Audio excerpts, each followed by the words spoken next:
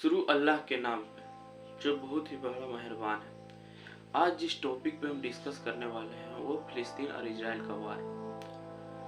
आपने अक्सर social media में देखे होंगे कि वहाँ पे जंग का माहौल है और हमेशा वहाँ पे विवादित रहता है। हर पॉलिटिकल पार्टी उस पर टिप्पणी करते हैं। हर राजनेता, बड़े बड़े यूके के, इंडिया के, रूस के, चाइना के, उसमें सपोर्ट पे आधा देश उसके सपोर्ट में रहता है, फिलिस्तीन के आधा देश इजराइल के सपोर्ट में रहता है। तो ऐसा विवादित एरिया ये क्यों हो गया, इस टॉपिक पे आज हम बात करें। वहाँ पे एक शहर है यरूशलेम तीनों धर्मों के लिए बहुत ही जरूरी है। तीन धर्म वहाँ पे कौन कौन है जिसके के लिए ये जरूरी है, वो है ईसाई, मुस्लिम और यहूदी। ईसाई का इससे एक ईसा अलैहिस्सलाम से ही रिलेशन है, यहूदी का यहाँ से इब्राहिम अलैहिस्सलाम से रिलेशन है, और मुसलमानों के लिए या प्यारे नबी मोहम्मद सल्लल्लाहु अलैहि वसल्लम से रिलेशन है। ईसा अलैहिस्सलाम से ये रिलेशन यह है कि ईसा अलैहिस्सलाम यहाँ अवतरित हुए थे। इसका कर्मठ जिंदगी यरूशलेम में ही गुजरा था और ईसा अलैहिस्सलाम को यहीं पे सूली पे चढ़ाया गया था। और जब उसका इंतकाल हो गया, डेथ हो गया ईसा अलैहिस्सलाम का, तो यहीं पे एक the church of the mount सेल्फर में दफन किया गया। तो हर ईसाई, दुनिया भर के हर ईसाइयों के लिए यह एक दर्शनीय स्थल है और वो आते हैं यहाँ पे मगफिरत के लिए, माफी मांगने के लिए, अपने पैगंबर को देखने के लिए। उसी तरह मुसलमानों के लिए कैसे इम्पोर्टेंट है, मुसलमानों का यकीन है और ईमान है इस पे कि हमारे प्यारे नबी जो मोहम्मद सल्लल्लाहु अलैहि वसल्लम है, जो आखिरी नबी हैं, वो एक रात में मक्का से यरूशलेम आए थे और यहीं से जन्नत गए थे। और यहाँ पे मुसलमानों का एक मस्जिद अल-अक्सा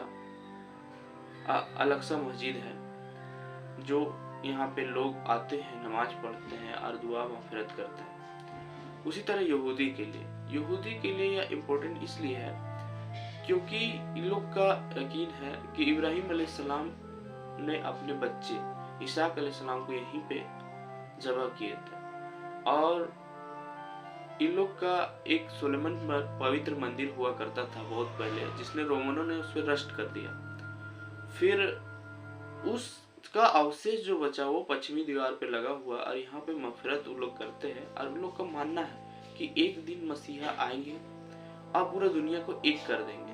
जैसे हम लोग मसीहा को, हम लोग के मुसलमानों में दज्जाल बोला जाता है उसको, तो आएंगे और पूरा दुनिया को एक करेंगे और उन लोग का राज होगा।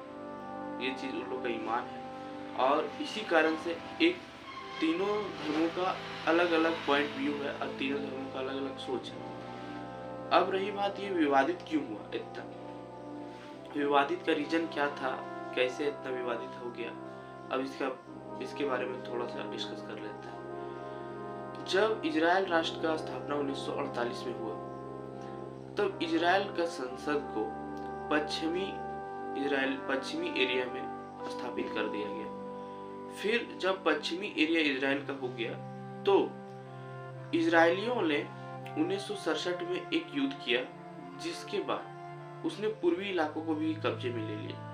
जबकि एक तिहाई फिलिस्तीन इजराइल में रहते थे, सदियों से रहते आ रहे थे और वहीं पे उसका बसेरा था, उसी का वहाँ ठिकाना था। वो लोग सीधे थे, वो उस समय तक रहते थे।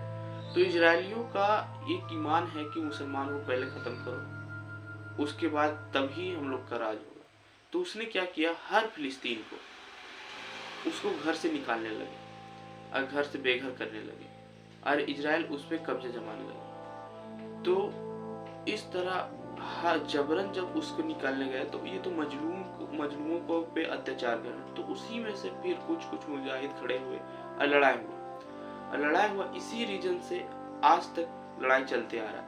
वो उस जगह से फिलिस्तीन को खत्म करना चाहते हैं और हटा देना चाहते हैं। उन लोग को मस्जिद अल-अक्सा में, उन लोग का मानना है मस्जिद अल-अक्सा को तोड़ के एक मंदिर बनाया जाए, उसका अवशेष जो बचा उससे, और जब वो मंदिर बन जाएगा तो मसीहा आएंगे, दज्जाल आएंगे और पूरी दुनिया को एक करेंगे। इसी रीजन से वहां से फिलिस्तीन को हटाना चाहते हैं, फिलिस्तीन वासियों को हटाना चाहते हैं और उस जगह पे अपना मंदिर बनाना चाहते हैं।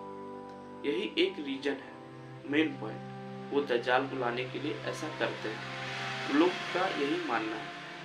इसी रीजन से सब फिलिस्तीन को घर से निकाला जाता है, बाहर किया जाता है, मस्जिद में नमाज नहीं पढ़ने दिया जाता है और मस्जिद अलग से खत्म कर देना चाहते हैं। तो यही रीजन है जिससे इतना विवादित बढ़ गया। अब लास्ट में एक चीज है जो हर इंसान को माइंड में अटकता है कि बहुत ऐसे हैं मुसलमान जो नमाज पढ़ते हैं, 5 वक्ती नमाजी हैं और चुपचाप जाते हैं मस्जिद, नमाज पढ़ के आते हैं। तो एक हदीस का मासूम है, थोड़ा सा इसमें रोशनी डाल देते हैं कि मोहम्मद अल्लाह ताला जिब्राइल अलैहिस्सलाम को फरमाते हैं कि ये बस्ती उसी बस्ती वालों पे पलट दिया जाए। तो जिब्राइल अलैहिस्सलाम बहुत सोचते हैं कि ऐसा बोल दिए, तो सवाल अर्ज करते हैं अल्लाह ताला से कि या पाक परवरदिगार आलम, यहाँ पे आपके बहुत से बंदे रहते हैं जो नमाज पढ़ते हैं, रोजा रखते हैं, ज़िकात देते हैं, आपके बताए हुए रास्ते पे चलते हैं, आप इसी पे पलटने बोल रहे हैं। तो अल्लाह बोलते हैं कि उस जगह जब दीन को खत्म किया जा रहा था, मुसलमानों पे मजलूम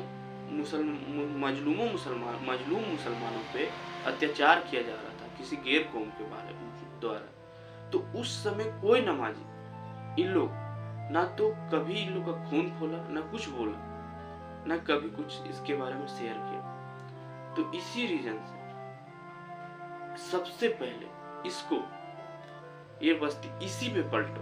इसका नमाज का क्या फायदा जब ईमान के बचाने के लिए ईमान को, मुसलमान का ईमान क्या होना चाहिए? ईमान, अगर आप नमाज पढ़ते तो ईमान ये होना चाहिए कि कहीं भी अगर किसी मजलूम को सताया जाए तो आप उस पे खड़ा हो, बोले, तभी आपका ईमान है। नहीं तो आप किस लिए ईमान पढ़ रहे हैं? आप खुद के लिए जब सोचने लगे तो आप मुसलमान हो ही नहीं सकते। आप मुसलमान भाई के लिए बारे में नहीं सोच सकते हैं तो आप खुद मुसलमान हो नहीं सकते। तो आप कोशिश कीजिए और फिलिस्तीन वासियों के लिए खड़ा होइए और लड़िए और सवाल कीजिए सरकार से और सपोर्ट कीजिए। नहीं होता है तो जाइए, सपोर्ट कीजिए, कोशिश कीजिए, पैसा है तो कोशिश कीजिए, जाके सपोर्ट कीजिए, लड़िए। और यही खुदा हाफिज़, आपसे विदा लेते हैं।